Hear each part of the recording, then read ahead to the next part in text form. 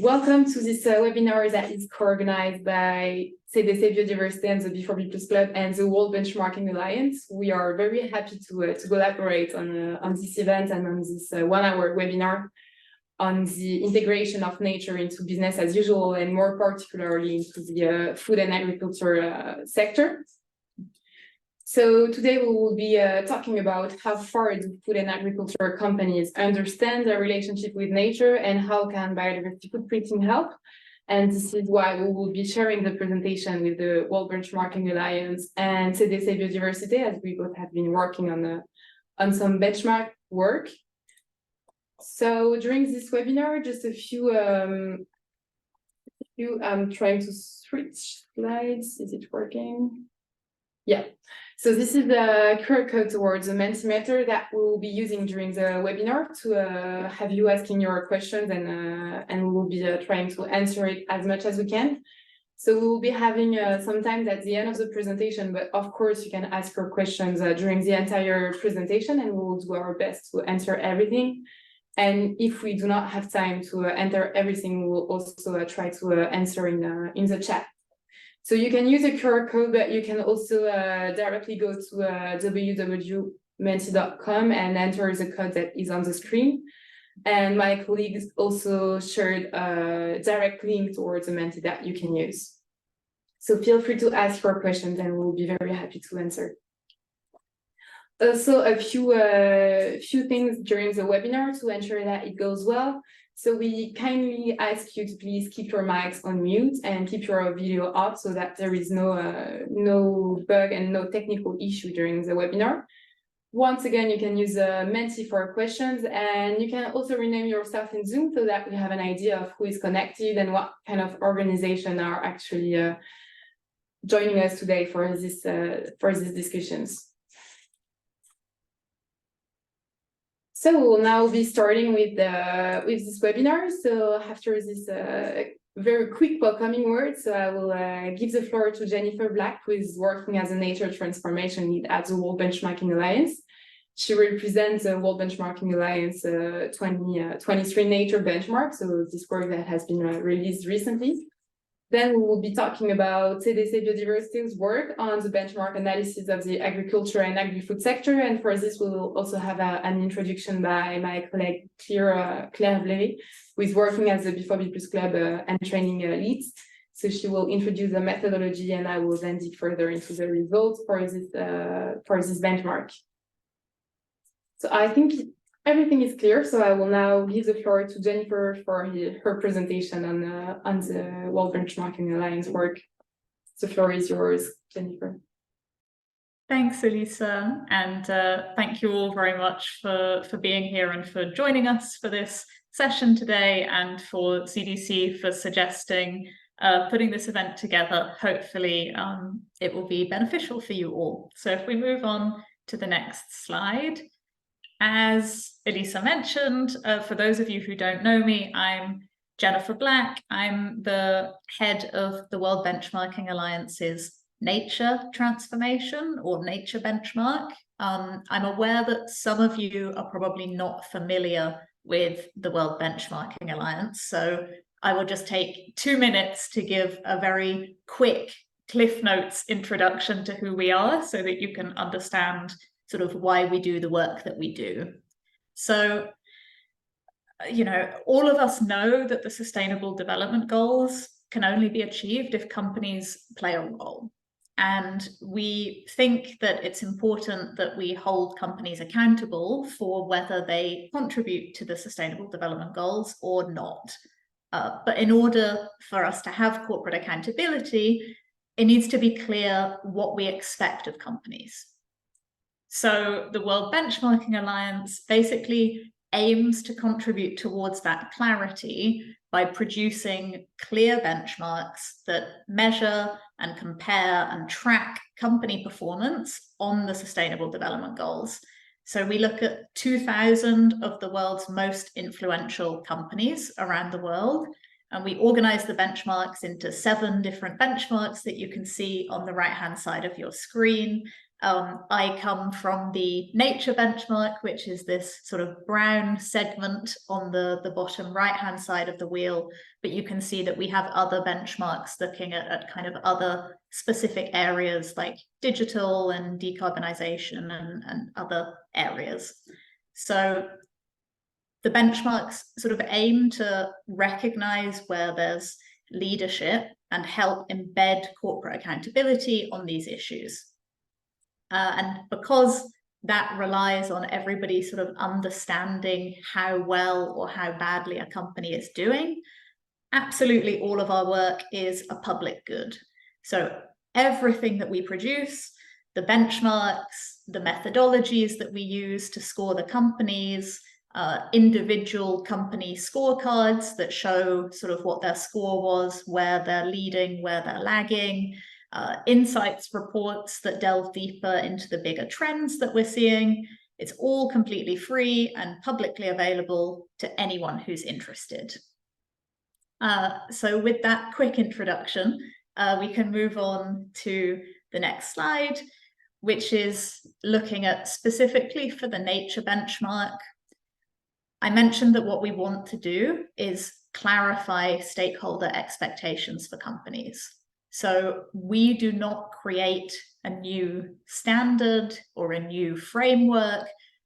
Really, we look at what is already out there and what other organizations have already developed in terms of these amazing frameworks and standards and expectations, and we synthesize it. So the nature methodology was developed with the input of more than 100 organizations, and our expert review committee, who was sort of the closest sounding board when we developed the methodology, that included the organizations that you can see on the screen, including Science Based Targets Network, TNFD, et cetera, So, just to make it really clear that the methodologies that we develop and use to assess how well these companies are doing, it's not something that sort of we develop completely independently. It's really a synthesis and clarification of what is already out there. And if we just move on to the next slide very quickly, because people are often interested in what exactly we look at within the methodology. Again, this is all public. You can see it all on our website. The nature benchmark, we look at 3 different pillars. So we look at governance and strategy, ecosystems and biodiversity, and social inclusion and community impact. And as you can see, they account for 1/6, 2/6, and 3/6 of the total score. And on the left, you can see the different indicators that we break it down into. So plastic use, land rights, water use, like all of these sort of individual indicators that are then broken down into sub-elements that either a company meets or not. And that's how a company's score is calculated. We only accept publicly available information because, as I mentioned in the beginning, our purpose is really sort of corporate accountability, and we believe that that information has to be public in order for governments to be able to make relevant policy choices, for investors to be able to make relevant choices for their work, for civil society to be able to, do what they do so well. So we only accept publicly available information, and then in the end, companies end up with a score that we normalize to be out of 100. And so you get this nice ranking that shows kind of where individual companies are performing, but also as a whole, kind of what's the state of play? How are certain sectors doing? Because the nature benchmark looks at 1,000 companies. That's a lot of research to be doing at a time. So we've broken it down into different chunks. So at COP15 in December 2022, we launched the results for 389 companies from 8 different industries, including apparel, metals and mining, construction, and others. And then this year in October, we just launched the results for 380 companies from food and agriculture and paper and forests. And because we're here today to talk about food and agriculture companies, all of the statistics and findings that I'm referencing later on in the presentation, they're about the 350 food and agriculture companies that we just assessed from across the value chain. If we move on to the next slide. Yeah, so I've explained the methodology and I've explained how many companies we're looking at. So, now it's time to get on to the more interesting bit, which is actually the findings from the research and the data. So we published the benchmark in October of this year, and I'm going to present 3 of the 5 key findings that we had that are sort of most relevant for this discussion on footprinting. These are short versions of the key findings, and we'll be publishing longer versions in a couple of weeks in November. So keep your eyes peeled for those. So the first key finding looks at how companies are getting to grips with their relationship with nature. And this is covered by 2 indicators in our methodology, B1 and B2, that look at whether they are assessing and disclosing their impacts and dependencies on nature. And we wanted to look at this specifically. We look at it for all companies, but we sort of made it the leading key finding for the food and agriculture companies, particularly because we know that food and agriculture companies have huge impacts on nature and huge dependencies on nature. So food and agriculture companies, of course, contribute to 2 of the biggest drivers of environmental degradation, sort of land use change and exploitation of nature. But despite that, only 2% of the companies that we looked at currently assess and disclose their environmental impacts. And among those 8, we thought that it was interesting that 4 of them are headquartered in Thailand. And that trend can largely be attributed to some legislation that there is in Thailand that essentially requires companies to do some of this. So 4 Thai companies that we look at have conducted a sort of more thorough biodiversity assessment, looking at what their impacts are through the integrated biodiversity assessment tool. And this sort of proactive approach shows that it is possible for companies to be doing this. Sometimes we get questions of like, can companies be doing this? And it's like, yes. And the fact that 8 of them already are shows that this can be done, but it means that there's a long way to go before we can make this business as usual.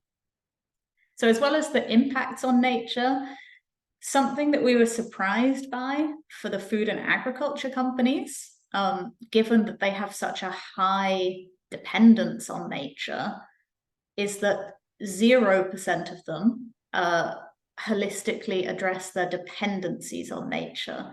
And that's less than the 2022 benchmark. So when we looked at 8 other sectors last year, 1% of companies did score for this indicator looking at dependencies on nature.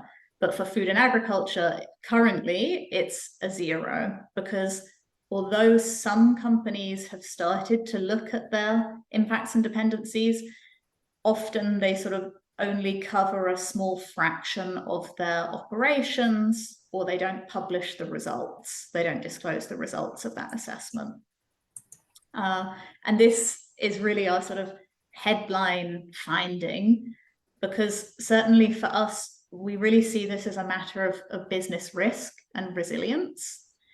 And we know that we keep overreaching planetary boundaries. We know that we're seeing an increase in extreme and unpredictable weather patterns. So continuing to expect this business as usual from nature in terms of the underlying services that it provides, it creates a blind spot in companies' perspective of the future. And of course, the specific impacts and dependencies of a company will depend on what kind of company it is, where their operations and supply chain are located, and things like that. And that's why this initial assessment is so important to guide targeted and impactful work on nature. So our key message here is really that companies need to have this understanding of their impacts and dependencies as a fundamental first step to effective action on nature. If we move on to the second key finding, so in terms of relevant key findings for the food and agriculture sector, we knew that we couldn't really talk about the sector without talking about deforestation when it comes to nature loss and biodiversity loss, because agricultural expansion drives so much of global deforestation. And that means that food companies have a particular responsibility to address that issue, essentially. It's also an area that's quite visible and quite mature in terms of action by companies. Sometimes when I'm giving these kind of presentations, people are like, oh, nature's a really new issue. We're not quite sure what we should be doing, but deforestation has been on the agenda for quite some years, and that is reflected both in company action, but also kind of regulation like the EU deforestation regulation and other pieces like that. And it's a really kind of interesting area where social, climate, and nature considerations all come into play. In terms of the results that we're finding, about half of the companies that we look at, of those 350 food and agriculture companies, have some kind of commitment on climate. And this is kind of one of the issues that stands out far above the rest in terms of the number of companies who score on that issue.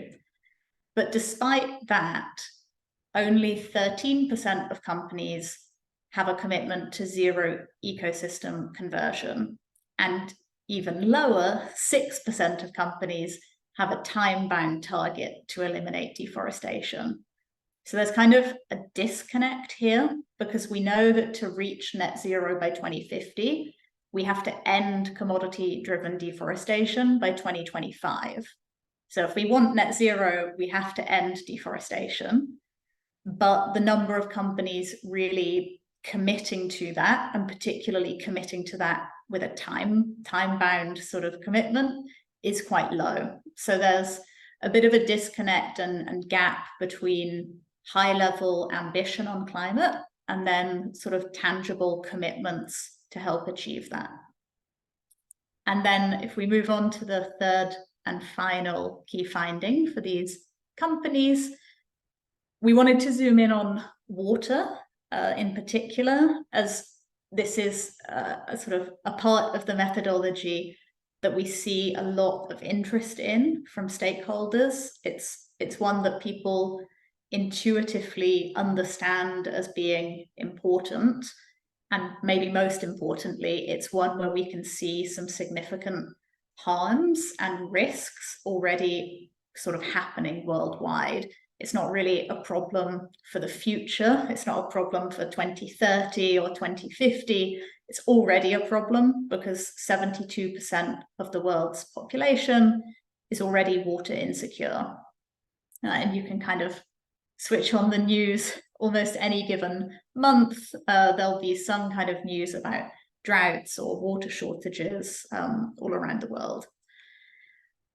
In terms of the results that we're seeing, about 30% of the food and agriculture companies are reporting water use reductions or disclosing their water usage from water-stressed areas.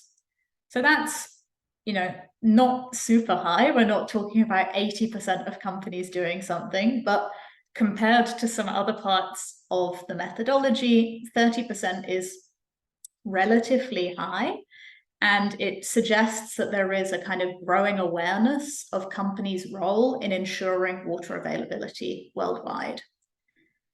But water scarcity isn't only about reducing water use.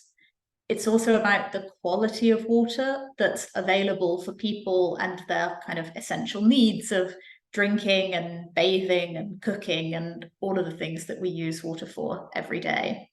And on the water quality side, only 12% of companies are reporting on discharged pollutants, and only 2% of companies have actually set targets to reduce pollutants. So while we're seeing quite a lot of action from leading companies, there is still a lot of scope for more mainstream recognition of the need to measure and reduce and report on water use and water quality. And the good news here is that there are some really robust frameworks and guidance to help companies do exactly that. So companies who want to get started on water have some really kind of concrete guidance put together by experts to help them on their way. So there's no need to reinvent the wheel all over again, which is reassuring, I think, for a lot of us, given the amount of transformation that we need to see quite quickly.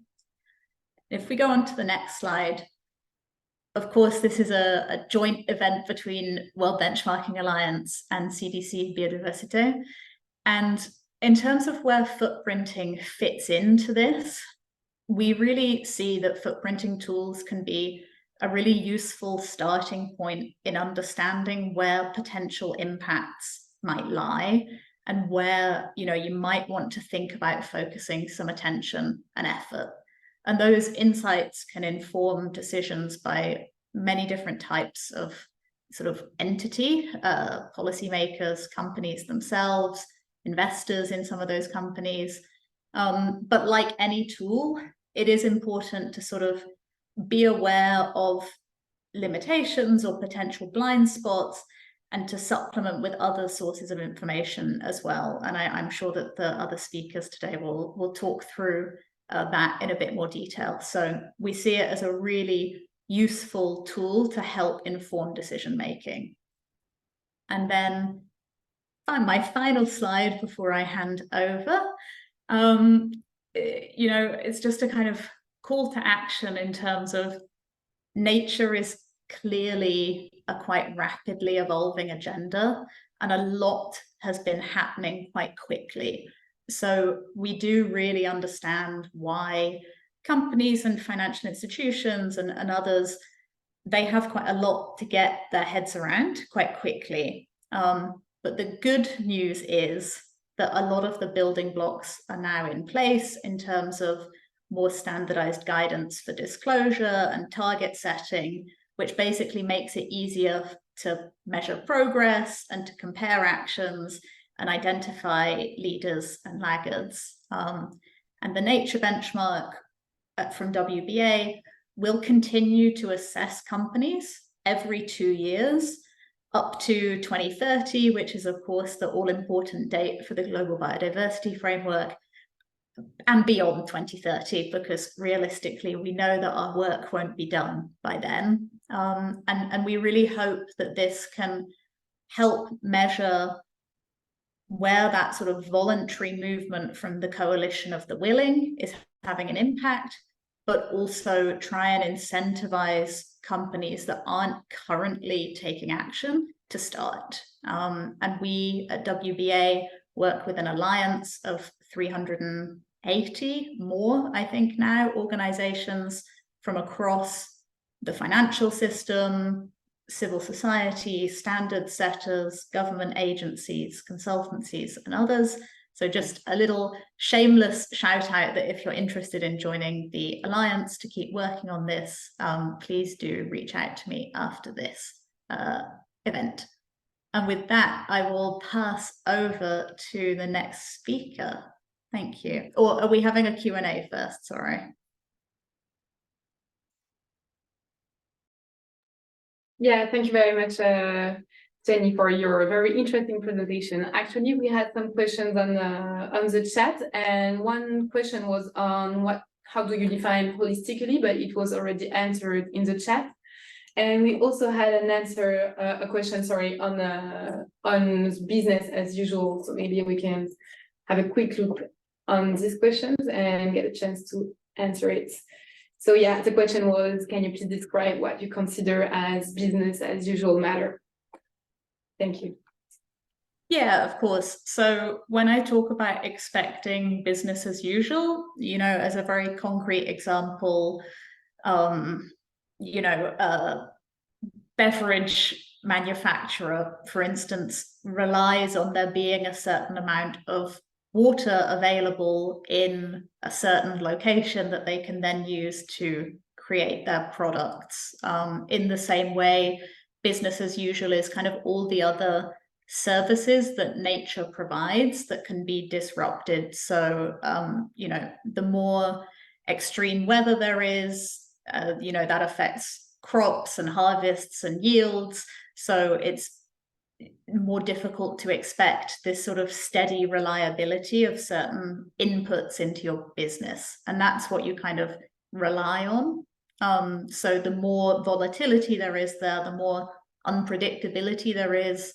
And as ecosystems begin to degrade and break down, there can be quite some kind of knock-on effects that affect different underlying services that nature provides that businesses of all kinds ultimately depend on. I'll drop a couple of resources on that in the chat as well. Thank you very much for your answer, Jenny. I think it was very clear. And I think the other question was also on business as usual. Yeah, that was the same question, so we are good. And a last question on holistically, which is on the chat. So I think that's it for now, but as a reminder, we'll have some time at the end of the webinar to take more questions and answers, so do not hesitate to just think about the presentation and ask your question to Jenny at the end, and we'll be happy to take these questions. So we can now move on with the next part of this webinar, if that's fine. So I will now give the floor to my colleague Claire Berry, who is working as a B4BClub and training lead at CDC Biodiversité, and she will introduce CDC Biodiversité and some reminders on the Global Biodiversity Score. Thank you, Elisa, and welcome everyone. So just to start with a few words on CDC Biodiversité and who we are. CDC Biodiversité is a private subsidiary of the Caisse des Dépôts et Consignations Group, which is the largest public financial institution in France. And we act as a consulting and engineering company specialized in positive actions for biodiversity, sustainable management, and the measurement of corporate biodiversity footprints.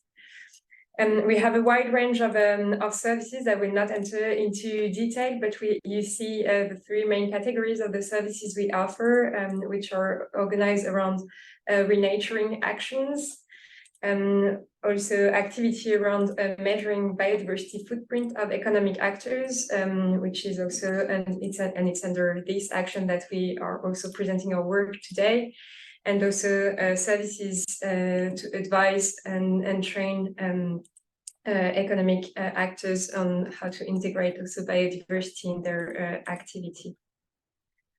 In the context of the work we do on measuring biodiversity footprinting, we have developed a specific tool to measure biodiversity footprint of companies and financial institutions, which is called the GBS, the Global Biodiversity Score. We started to develop it in 2015, and it was officially launched in 2020. And also in the context of the launch of this and development of this tool, we have launched the B4BClub, which is gathering consultants, companies, and financial institutions to also exchange around the challenges they face in terms of biodiversity footprinting and continue to also improve our biodiversity footprinting tool.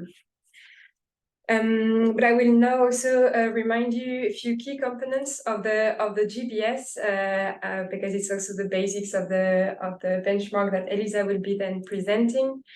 So in the GBS, we use one metric, which is the MSA, the mean species abundance.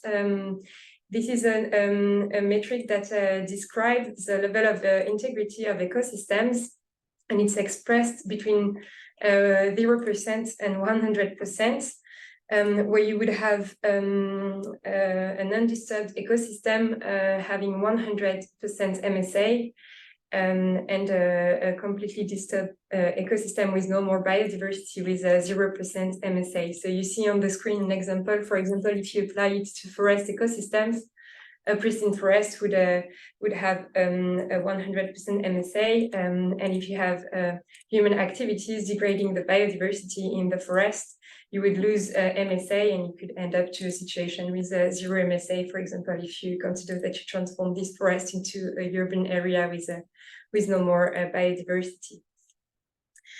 And so in the GBS, we express the loss or gain in terms of biodiversity integrity in MSA square kilometer. So we look, as I said, at the biodiversity loss or gain in percentage of MSA, and then we apply it on the impacted surface in square kilometers. And so this gives us the impact in MSA square kilometers, where an impact of 1 MSA square kilometer would be equivalent to the destruction of 1 square kilometer of undisturbed natural ecosystem. Another aspect to keep in mind also when it comes to the GBS is that it covers the key pressures for terrestrial and freshwater biodiversity. That are also the pressures identified by the IPBES, the Intergovernmental Platform for Biodiversity and Ecosystem Services. So in the GBS, we cover land use and sea change pressure, direct exploitation of resources, climate change and pollution, both for terrestrial and freshwater ecosystems. We, however, do not cover in the pressure related to invasive alien species, and we also do not cover marine ecosystems. In the GBS, we also use the concept of scope and cover all the scopes to consider the impacts of the entire value chain of a company. So it goes from scope 1 to scope 3, and so just a quick reminder of what this what this means. But so we look at the impact related to scope 1 of the activities of a company, which would be their direct operations, but also at scope 2, which is the impact due to their energy purchases, the scope 3 upstream, which is the impact due to all the other purchases of a company, and also the scope 3 downstream, representing impacts due to the use and end life of products and services. And one last key concept to keep in mind when it comes to the GBS, it's how it accounts separately for static and dynamic impacts. And so it's the GBS is managing the temporality of impact through these two concepts, where static impacts correspond to accumulated negative impacts until you assess the biodiversity footprint of an activity. So if you look at this the scheme that you see, for example, the static impact could be the surface used for agriculture,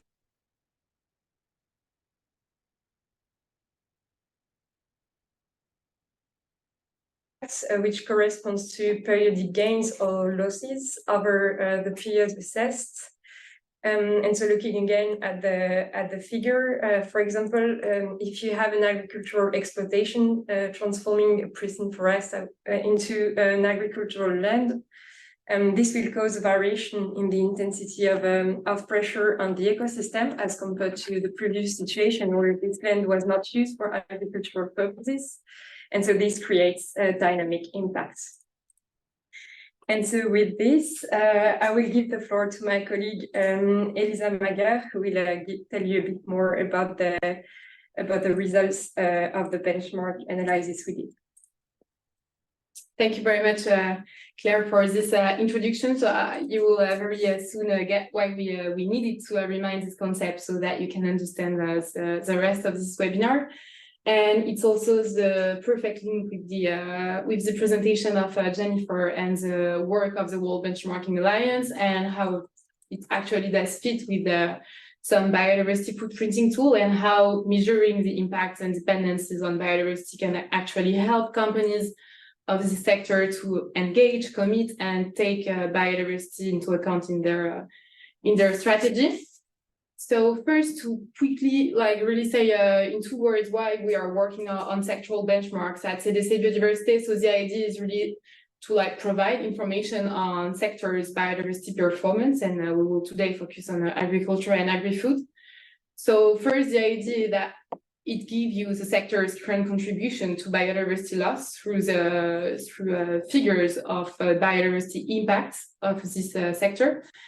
It also gives you an idea on how the sector will be affected by biodiversity loss through its dependencies, and what possible action can be taken to reduce the impact on biodiversity, and what kind of actually engagement and commitments can be taken.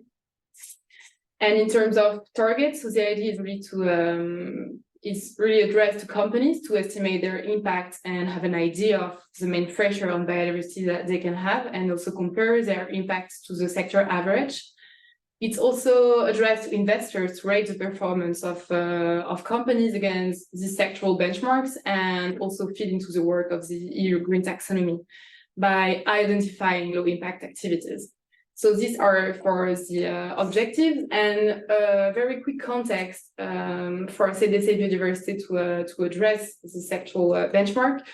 So the idea at the beginning was to answer to action 31 of the French National Biodiversity Plan, which actually identified 4 priority industries, so that to significantly reduce the biodiversity footprint through the production and supply chain. So this included agriculture and agri-food.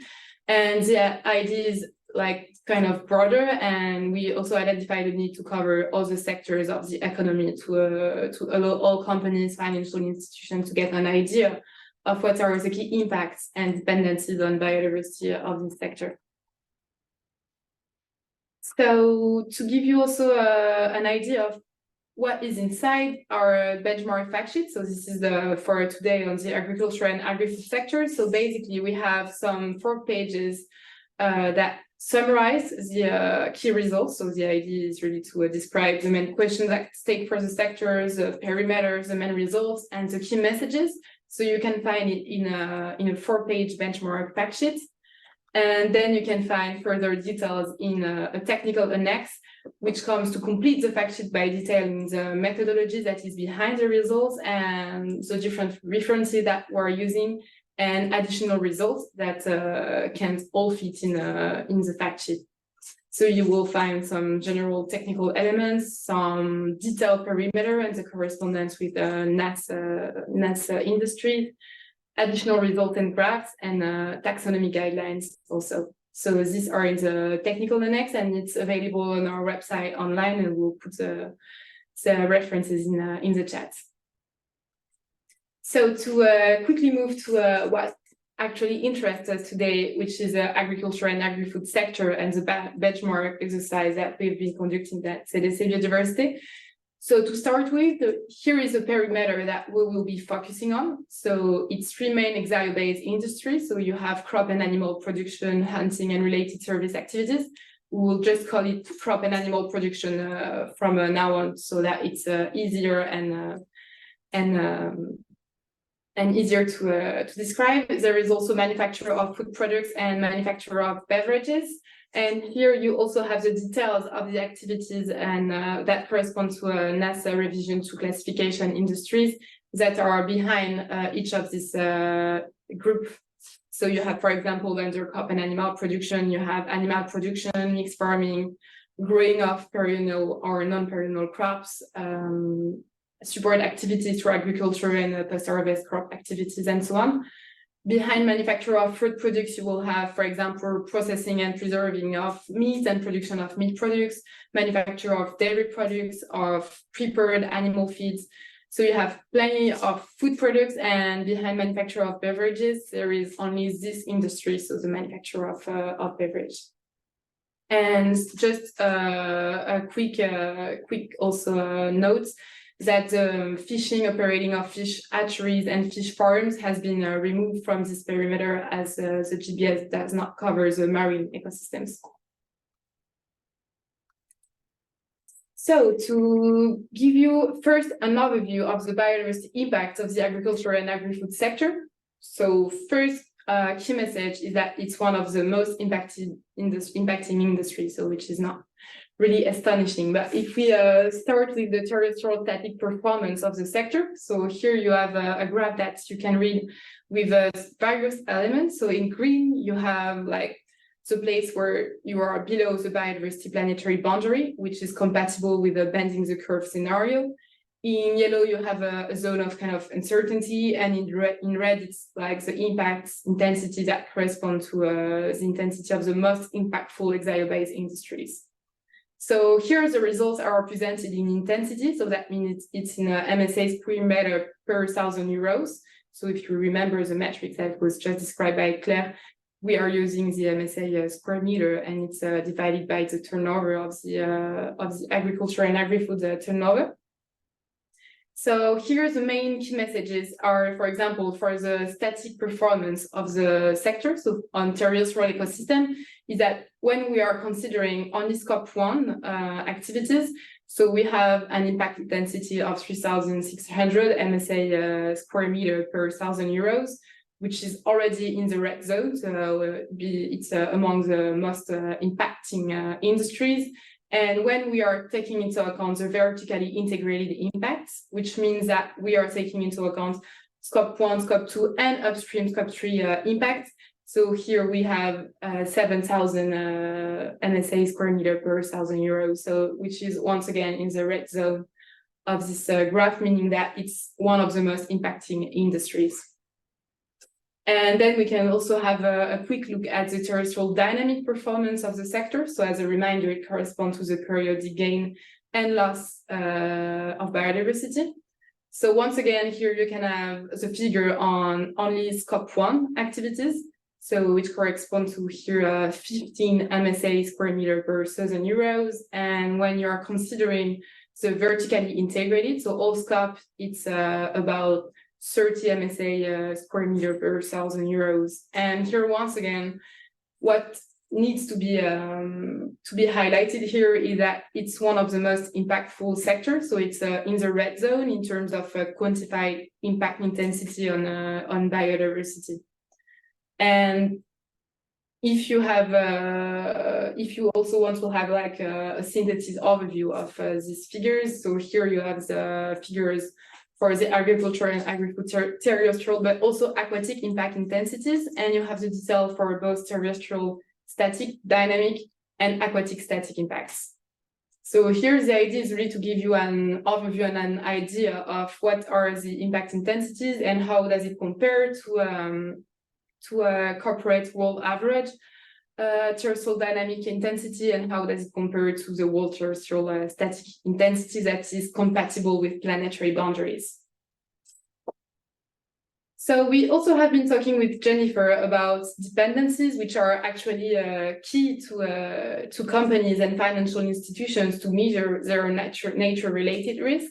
So, and we just saw before that dependency on nature were so far quite poorly accounted for by companies. And in the GBS, we developed a methodology that allows you to assess your dependencies on ecosystem services, both for direct operations, so your scope 1 and the supply chain. And this methodology will give you a score from 0% when there is no known dependencies, which doesn't mean that there is no dependencies, but we don't know, and 100% for very high dependencies, so this is an average. And at the beginning, this methodology had been developed to feed the work of central banks and financial institutions on materiality and biodiversity dependencies of economies and investments.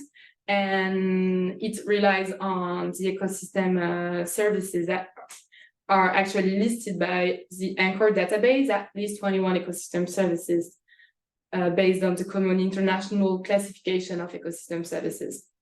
And you have all the definitions that are available on their website. So here we have an overview of the scope 1 dependencies for the agriculture and agri-food industries.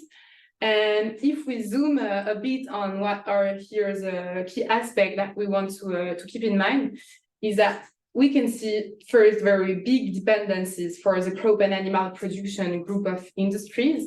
So here we can see that there is a 63% average scope 1 dependency score, so which is quite big. And if we try to look a bit further, so we can see that it's mostly cultivation activities. So for example, cultivation of fruits, vegetables, and so on, which relies a lot on water actually. So you can see that in the ecosystem services, which are below, you can see that there is surface water, groundwater, but also flood and storm protection and mass stabilization that are very important for these activities.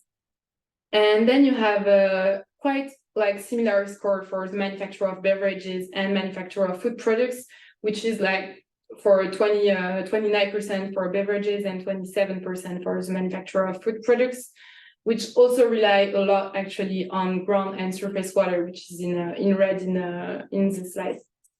So it gives you an idea of where are your risks in terms of scope 1 activity of these industries.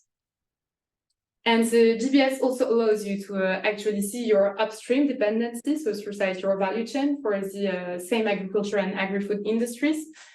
And here we won't be digging into further details into the figures, but what's important to keep in mind in that here we have some dependency score that are around like 29% for the manufacture of food products and 26% for crop and animal production and 20% for beverages.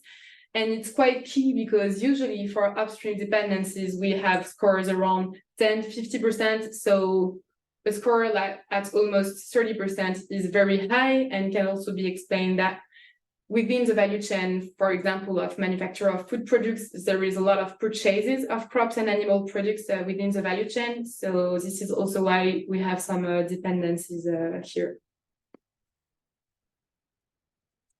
So then, as you, I think now have understood, so the key message is really that the share of global terrestrial static impacts is quite high for the agriculture and agri-food. And here we have the share of terrestrial static impacts, so absolute impacts. This time it's not in intensity, but like your real impacts in MSA square kilometer. And it gives us a score of 88% for the agriculture and agri-food, meaning that agriculture and agri-food represents 88% of total terrestrial static impacts on biodiversity. And just a quite quick key here. So it's only for scope 1 to also avoid double counting between the different industries, because as you can see on the right side of the slide, here we have the share of every other industry of the economy. So for example, raw materials extraction, which is also quite big. And then we have building sector, energy, financial services, and so on, which actually present a very little scores. And if we are looking at the share of global terrestrial dynamic impact this time, so once again, it's the periodic gains or losses of biodiversity. Once again, the agriculture and agri-food sector represents the highest part with more than 40% of the terrestrial dynamic impacts, which correspond to an absolute score of 110,000 MSA square kilometer, which is quite a lot. And here then you have also some energy, raw material extractions, and so on sector that appear. And once again, these are only for scope 1 impacts to avoid double counting. But here, what we have to keep in mind and what we wanted to show is really like the share of agriculture and agri-food and why it is really key to actually address biodiversity and nature-related issues in their strategy, because it's really key in terms of impacts, absolute and intensity impacts. So now we will dig a bit further into the repartition of these impacts between the different industries and between the different scopes, starting by looking at the impact intensity breakdown by group of industry. So we'll be looking at crop and animal production, manufacture of food products, and manufacture of beverage, and by scopes. So here, what you can see when you are looking at the terrestrial dynamic and also terrestrial static actually impacts on biodiversity is that we can distinguish two types of industry. So first, you really have the crops and animal production industry, which has the highest dynamic and static impacts, so much larger than the two other industries. And these impacts are mainly scope 1, because primary production actually consumes a lot of land, a lot of water, and has a lot of impacts through its direct operations. And then we can see that for the manufacturer and processing industry, so food products, but also beverages, so this time we will have much larger upstream impacts. So this is also explained by the fact that we are further in the value chains, and it's also consistent with the structure of the value chain itself, as in the agri-food sector. So these are like buyers of agricultural raw materials. So as they are buying crops, animal products, and so on, so it corresponds to crop and animal production scope 1 impacts, and it's at the stage of their value chain. So that's why. So here's the key message is really that we can be among the agriculture and agri-food sector, distinguish between those two types. And we can also have a quick zoom on the different industry among this different group of industries. And here what we can see is that the biggest impacts with scope 1 impacts are for example, cattle farming, but also cultivation, as we were also seeing just before, which presents a big scope 1 impact. And when we are looking more to manufacturing and processing activities, so for example, processing of meat cattle, processed rice, vegetables, oils, and so on, we have much more upstream impacts. So as we are running, I think, out of time, so I will just move quickly, but the idea is really to distinguish like crops and animal production and processing and manufacturing, which has really like different impacts on biodiversity. One has more like scope 1 impacts and other upstream impacts. And the last key message of this benchmark analysis and quantitative analysis is on the key impact drivers that emerge from the sector. So it's mainly land use and climate change impact drivers, basically. So when we are looking at the dynamic and static impact intensities by industry, so once again, crop and animal production and the two industries for manufacture of food and beverages, and by pressure, we can very clearly see that the land use pressure has a very big part of the impact on biodiversity, and of the terrestrial dynamic climate change also has a significant part of the impact. And you also have on the slide the aquatic static. You can of course refer to the fact sheet and to the benchmark if you want further details on the analysis. But here what's come first is that the main impacts are due to wetland conversion and to land use engagement of wetlands.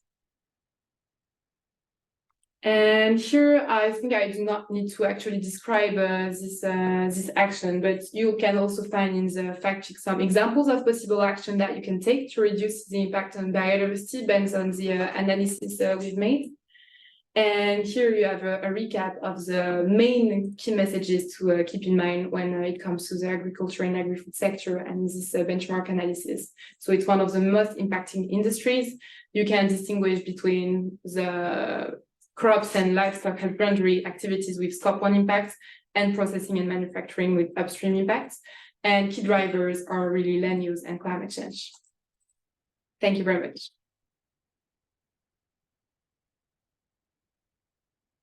So we will now take over on some questions, and I can move to the Menti to see the questions.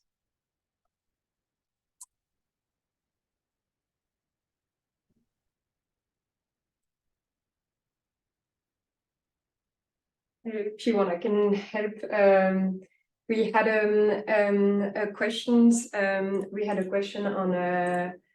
on how are impacts and disturbances measured on site visits or through satellite imagery. So we answered in the chat to these questions, so do not hesitate if you would like some compliments. And then there was also another question to know if it's possible to to have the if you have the sector impact breakdown available for freshwater. And I will give the floor to Joshua Berger to answer to this question, who is working as an expert with us at CDC Biodiversité. Thanks, Claire.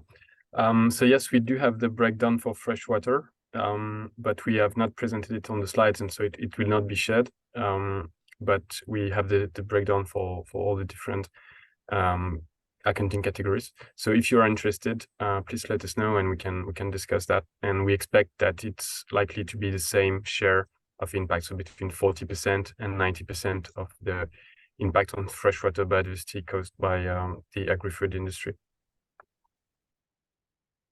Thank you, Joshua. I can see that we have a new question. Do the pressure definitions also come from ANCOR? So maybe, I don't know, Joshua, if you also want to take this one. Yep. So yes, the pressure definition. So the dependency definitions do come from ANCOR, but the pressure definitions do not. So the impact categories, the impact drivers on ANCOR are different from the ones we use. And we use the one from GloBio, the model developed by the PBL, the Dutch environmental agency. So it's kind of similar, but the breakdown is different, and it covers 4 out of 5 IP-best pressures. And you have more details on that, for instance, in the webinar, which link was provided, where you have a 10-minute description of the GBS. Thank you, Joshua. So I think that's the last question we had online on Menti. So we have like one minute remaining before we close this webinar. So if you have any burning question, do not hesitate to raise it on Menti in the chat, or to even raise your hand so that you can also ask your question directly.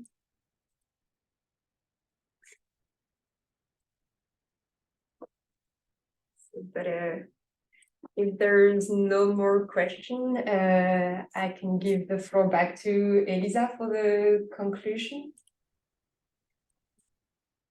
Yeah, thank you very much, Claire. So I don't know if there is any other question in the chat or for Jenny's presentation. Do not hesitate, and same on the CDC Biodiversity side. Of course, if you have any further question after the webinar, we will be very happy to answer everything. So we hope it was not too much information. We were very happy to also co-host this webinar with the World Benchmarking Alliance, and to make the link between their work and our benchmark analysis on the sector. Jenny, if you have any words you want to share also to close the webinar, please do not hesitate. I don't want to keep the the mic.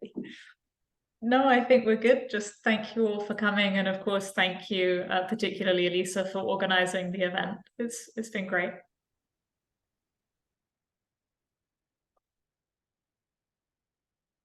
Thank you very much.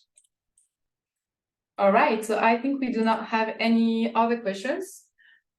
So we will be soon closing the webinar. So if you have any questions and if you would like to join the Alliance or the B4BClub, please reach out to our two teams. We will all be happy to answer. We will also be sharing our contacts on the chat in case you want to discuss further what have been discussed today. And we hope it was an insightful meeting. So thank you very much, everyone, and have a very nice day. Thank you. Bye. Bye.